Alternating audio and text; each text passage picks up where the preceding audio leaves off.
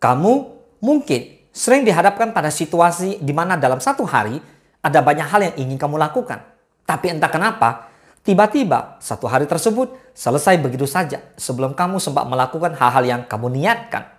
Akibatnya, kamu berpikir bahwa waktu yang kamu punya tidak cukup. Padahal, jika kita telaah lagi, apa benar kesalahan itu ada pada waktu? Atau justru kamu yang kurang bijak mengatur waktu kamu? Karena pada dasarnya, kita semua sama-sama memiliki waktu 24 jam sehari. Dan terbukti kok, orang-orang yang berhasil memenuhi to-do list mereka dengan kemampuan manajemen waktu yang baik. Nah, berikut ini ada 5 tips yang bisa kamu coba untuk membuat 24 jam yang kamu punya menjadi lebih efektif dan produktif. Bagaimana caranya? Let's talk about it.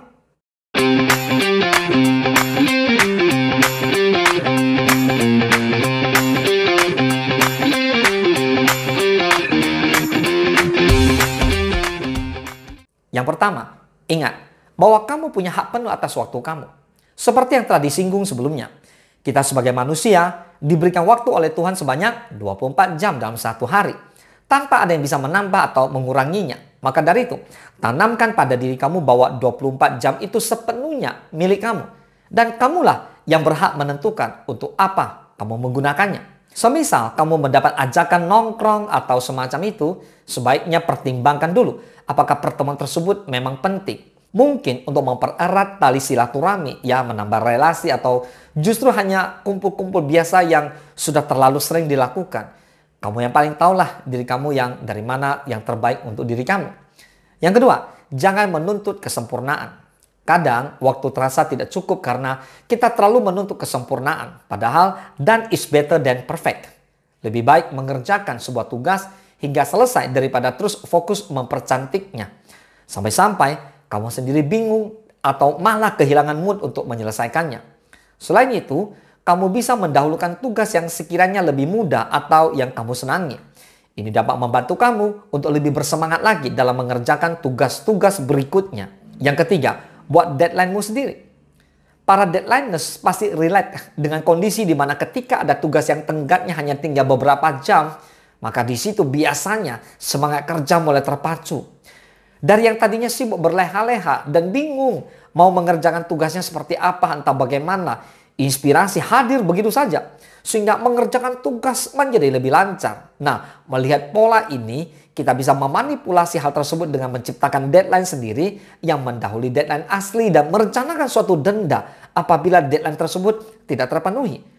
Denda tersebut bisa dilakukan dengan melarang diri kamu sendiri melakukan hal yang kamu senangi, seperti menonton film, belanja, dan lain sebagainya. Kelihatannya memang tidak apa-apa denda tersebut tidak dibayar, tapi ingat, kamu sendiri yang bisa mendisiplinkan diri kamu dan kamu pula yang akan menerima manfaatnya. Yang keempat, belajar mengontrol distraksi.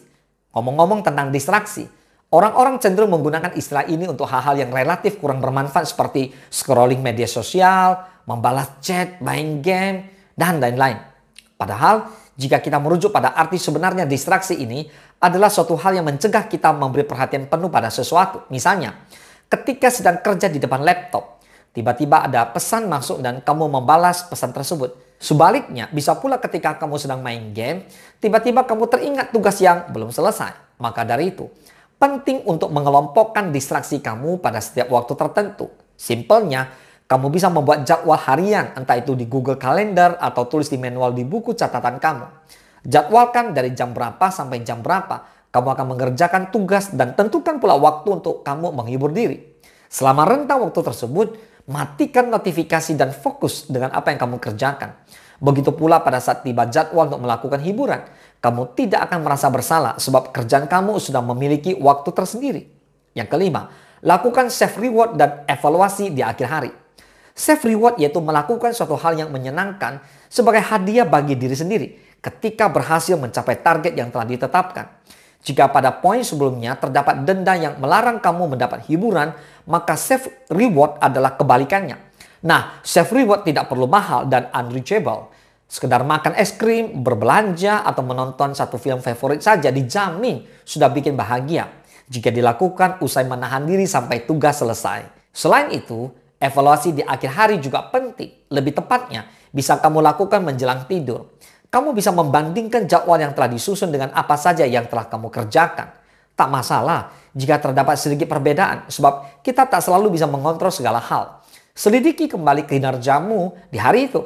Perhatikan apa saja yang perlu diperbaiki ke depannya dan mulailah kembali merencanakan hari esok. Lalu jangan lupa baca doa sebelum tidur.